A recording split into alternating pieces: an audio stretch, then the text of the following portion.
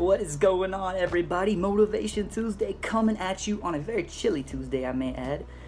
So you may have to forgive me. I may get emotional reading the verse that God's gave me for you today. It's found in Hebrews chapter 12, verse 2, and it speaks directly to the character of our incredible God.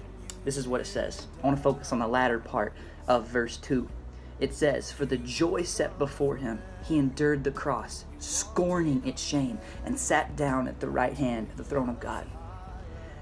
If you think about what crucifixion was back in those days, man, it says in the scripture, Jesus was beaten beyond recognition. You gotta think of that last day he had on earth.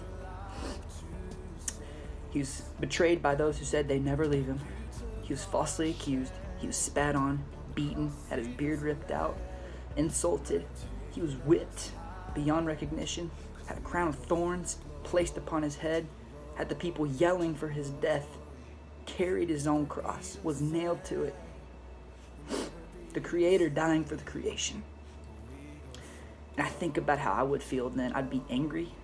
I would be so mad. But when we read that verse, it says Jesus had joy as he went to the cross and took on everything that the cross represented. What was his joy? It was you. It was me. We were his joy.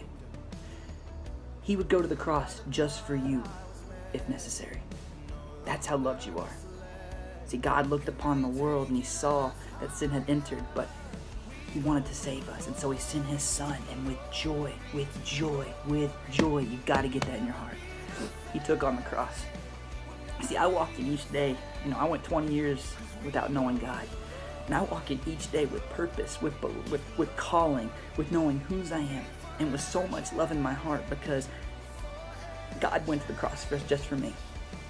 When I was a sinner, God looked down and said, "I love that man. I want him. I sent my son for him." It doesn't matter what season of life you're in. You're loved. You have purpose. You have calling on your life. And as Jesus went to the cross, he went there for you with joy in his heart. You are his joy. So today, let your joy be found in him. The Bible also says, "Be of good cheer. I have overcome the world." Because of the cross, Jesus overcame. And so we were his joy when he went to the cross.